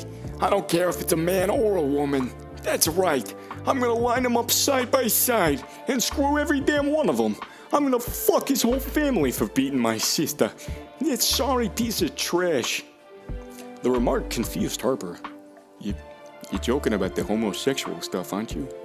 You ain't turning into a gay, are you? Hell no. I ain't turning that way. I had to pop you upside your head for talking like that. Curtis became quiet and stared intensely at his friend. A crazy glare happened. Meanwhile, every country combines to form the universal government, and Schmitty declares the president to be the son of God, which is, it's always a good sign. All one needs to join the new government is a membership stamp, which is somehow permanent, although painless, either on the back of their hand or on their forehead, which, given the Bible verse at the end of the chapter, probably means that this is the work of the Antichrist. A new angel poisons a third of the water, which is super epic. The universal government has been taking over all of the grocery stores, and it forces memberships for anyone that wants food. Naturally, Derek compares this to the coronavirus. Cranking his vehicle, he noticed that the guard was already intimidating a helpless lady into receiving the stamp. This reminded him so much of the coronavirus days, and how the government, and others, tried to force everyone to take an unproven and rushed vaccine shot and wear a non-medical mask. Everywhere. Thank God those days have ended. But this seemed to be taking it to the next level. By what he had seen so far, this was like the coronavirus lockdown on massive steroids. After guard outside the Universal Liquor Store gets 2 more people to join, subtlety goes out the window. The guard stepped outside to reclaim his position. Glancing up at heaven, he laughed boastfully. "That's 2 more souls I'll snatch from your lying ass." Things pretty much go wild after this. 2 more angels come, the first dimming the world and the second opening a giant sinkhole over DC that brings these demonic locusts with scorpion tails. None of this is a joke. The churches then become the Universal Church of Tomorrow, where stone statues of the president declare that if you don't join and get the mark of the universal government, you will die and be considered a rebel. So then we get a KKK rally in DC where the president is the Grand Marshal of the Klan for some reason. So the locusts were specifically said not to kill people, and I guess this attack is non-fatal, I'm not sure. A large group came together to attack the Klansmen. They hit him hard, covering his torso with black bugs. At least 100 stingers penetrated his body, shooting venom and the massive influx of poison causing his eyeballs to bulge from the pressure. The Klansman panicked as he smacked the side of his face to clear the bugs. He was screaming profusely from the pain, but the next sight stunned him quiet. 2 locusts landed on his face and clamped their sticky legs onto his cheeks. In unison, they lifted their scorpion tail high and zapped their stinger painfully into his eyeballs. Venom flowed into the Klansman's eyes until they exploded inside of his head, blowing the retinas out of his skull. Blood squirted in streams from his eyeless sockets as the Klansman flopped to the ground. Gotta admit though, Derek is pretty on fleek when it comes to these gory scenes. Maybe he should become a horror writer. That is not even a joke, Derek, if you're watching this, which I really hope you're not, because I don't think this video is going to last if you are. But if you are, genuinely, like, write some horror, man. That would be cool. You're pretty decent at writing about disgusting viscera and gore, which I really was not expecting. So these random gang members in LA start shooting the sky and claim that they can kill God, which is brilliant, just truly brilliant after everything that's happened so far. Shut up and get my cans. That's your job. Montrose snapped back. He wasn't going to take any crap from Holo. Holo put his head down. He didn't want to go against Montrose, so he did what he was told. He pulled out the 2 cans. What color do you want? Red or yellow? Give me the red. I found a perfect job for it. Holo tossed the can and Montrose caught it in midair. Shaking it vigorously, he sized up the current image painted on the wall. It was a rich gold-colored cross with the words printed above. God is number 1. Montrose stared hatefully at the statement. Hey, look at this. I think this is a lie, so why don't you do this? He painted over the words, God is a piece of crap. Montrose smiled at his girlfriend, trying to impress her. He pulled a bottle of whiskey from his back pocket and gulped a mouthful. As the liquor flowed down his throat, it gave him the false illusion of super strength. God thinks he's bad. He ain't nothing. Montrose yanked a pistol from his waistband and shot several rounds into the air. Fireballs flashed from the pistol's barrel. Take this, you sorry shit. I can whoop you. From the excitement coming down so hastily, the other hoodlums gladly participated. Holo pulled out his pistol. We can kill you, he yelled, shouting, shooting bullets everywhere in the sky. Dreg sat on the hood of his 73 Chevy, grabbed his Mac 11 380 full auto from its holster, cocked the bolt rearward, and unleashed the 32-round clip in about 2 seconds, smiling at the proficiency. So one of them tries to kill themselves as they're attacked by the locusts, but apparently they're now unable to die. Montrose threw his useless gun onto the ground and applied all of his energy into clearing his face from the sinister bugs. The pain! I can't stand the pain! He cried helplessly. By now the poison was surging through his blood, distorting his vision to triple everything. Montrose knew he was losing the battle, and it caused craziness to flood his mind.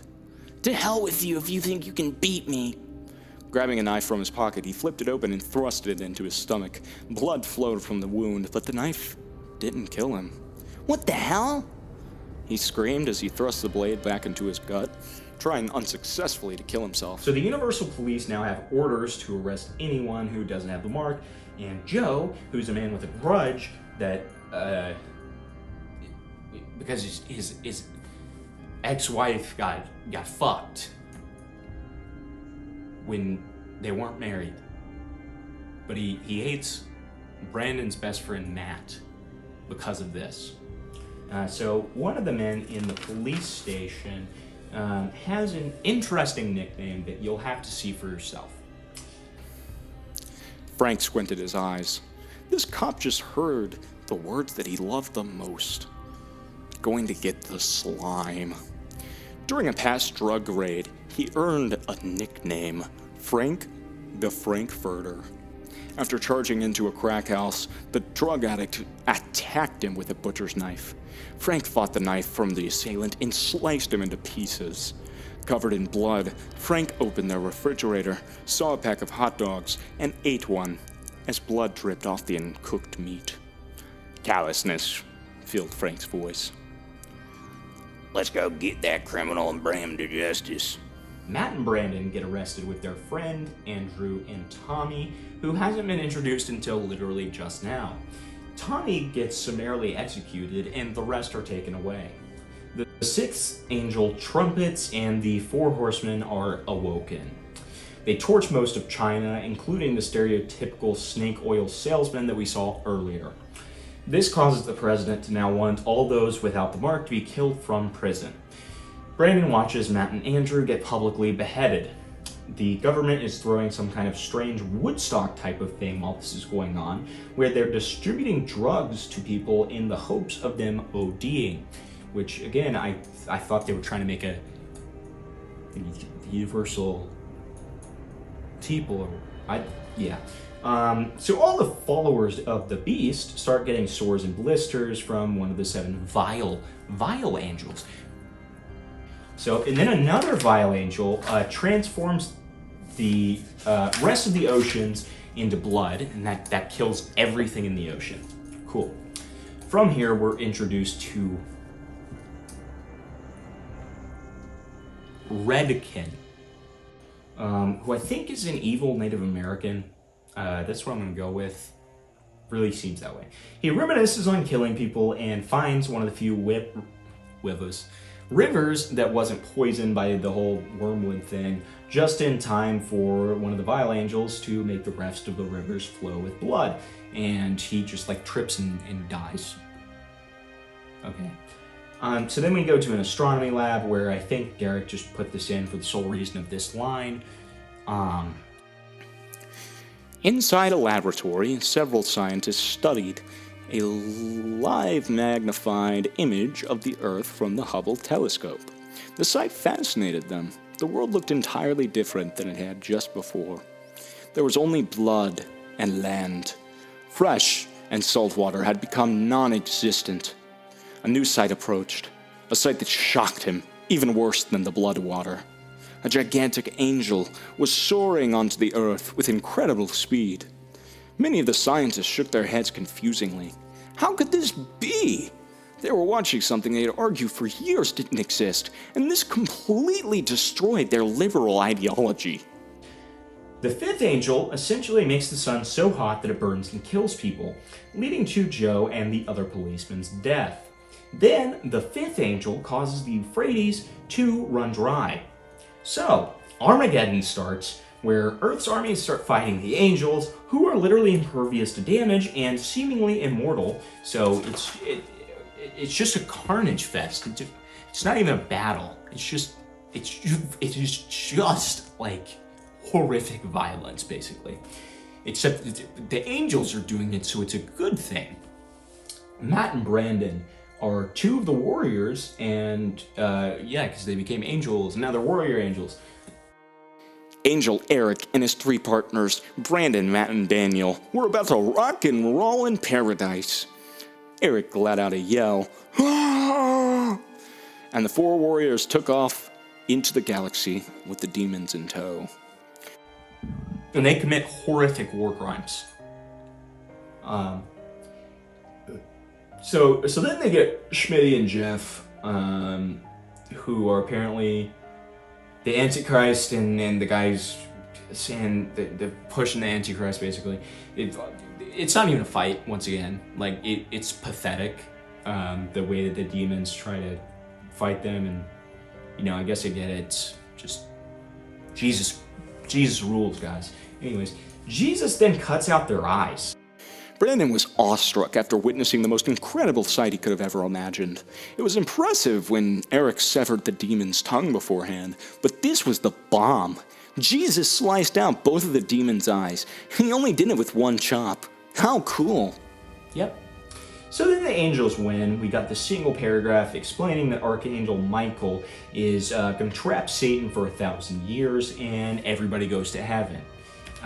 or sorry, everyone in the army of the angels goes to heaven. Everybody else is gonna rot in hell forever, just forever. And I guess Satan's not even gonna be able to do anything. So maybe it's gonna be pretty cool. Who knows? So then we get Matt saying, "Hey Brandon, I told you heaven would be cool." So I don't know if this is the point of the story here, this next part, but we also get Brandon addressing us in the second person like Bible Birdie did. Matt glowed of satisfaction. Who could have known it was going to be this nice? Hey, Brandon, I told you heaven is cool. As if by instinct, their fingers weave together like silky fabric, two lovers reuniting once again. If it means being with you, then If it means being with you, then I would love it.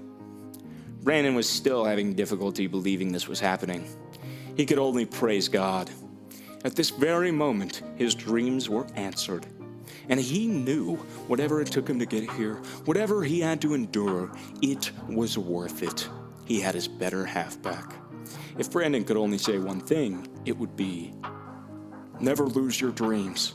Don't worry about someone might say to you or about you. Never lose your dreams. Just go for it. Then we get this at the very end. The end is coming. Wow. I mean, that was long, and it was a lot. It was a whole lot. And I really don't have much to say in terms of a review because it felt like I kind of reviewed it while I was going through it. And it just kind of felt like a bunch of fever dreams put together, with the only kind of narrative structure being the Book of Revelation. It did not feel like an actual book. Again, I think I would probably recommend that you read Revelation. Then again, got some cool gore in it sometimes. So, I still really don't understand why it's emphasized that a lot of people who got the mark were tricked into it, but they're still marked for making the wrong choice or decision. I guess this kind of just goes into the flawed philosophy behind all of this. Whatever. At least we're done. So Derek has a particular way of writing that truly does take place regardless of what he's writing for, whether it's for kids or adults. What I do hope is that we can eventually get a full film from him about this. I think that would be just amazing. Derek, it's time to go into the R-rated film scene. That would be just beautiful, man. Please do it. So while I was writing this, Derek came out with a trailer for Apocalypse, which again puts my video in a pretty dubious place because I think he's gonna be looking for people talking about it. So I guess it's he also made a trailer for a re-release of Self-Defense for Women, which is now called Self-Defense for All. So if anybody wants me to make comedic reviews of them and the Cool Cat movies, then just let me know. As I said, these would be Patreon exclusive, again, given Derek's tendency to strike content. In conclusion, Derek seems like a fairly affected individual, I would say. I feel like that's very generous there. Which, I mean, nonetheless, he has pretty grand ambitions for the screen. Outside of his copyright claiming history and his questionable views on race, I'm still kind of parsing that one out.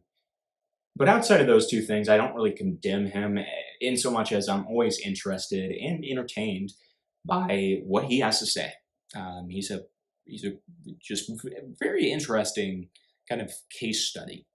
And so that being said, it should be obvious, but please do not harass Derek or anyone involved in his projects. He's just doing his own thing. I wanted to take today to talk about it because I think it's crazy and it's funny. And obviously the hood rat thing just really caught me by surprise. made me go into this deep dive. So really cool stuff. Yep. So thank you for watching, and I'll see you guys next time.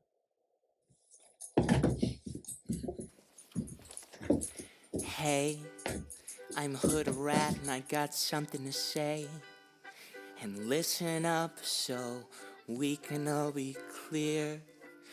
There's a lot of crap coming down, and I'm telling you that I'm not down. I see my city falling apart. The streets are filthy with drug addicts nodding out. The price of gas is through the roof. The price of food will strangle you. All of the stores are closing down. Where do I go to buy some food?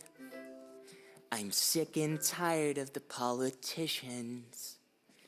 Them dirty people always be lying. Those Democrats say they're here to help us, but Hood Rat says they're here to hurt us. They come for our vote every 4 years, then they disappear just like a roach. My eyes have changed, and I'm seeing clearer, and Hood Rat's saying that Donald Trump's the leader. Hood Rat for Trump. Hood Rat, Hood Rat, Hood Rat for Trump. Hood Rat. Hood Rat, Hood Rat, Hood Rat for Trump. When Trump was president, my pockets were fat. Now with Biden, they're like a balloon gone flat. Hood Rat is riding with Donald J. Trump. It makes me feel free. When I became a man, I left the crap behind.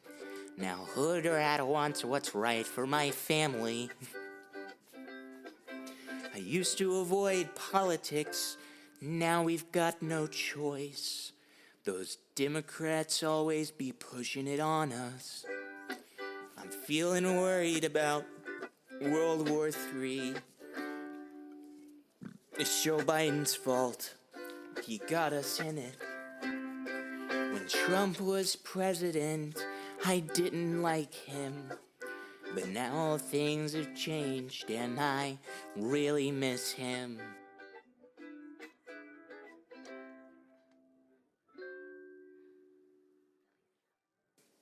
Hood Rat for Trump.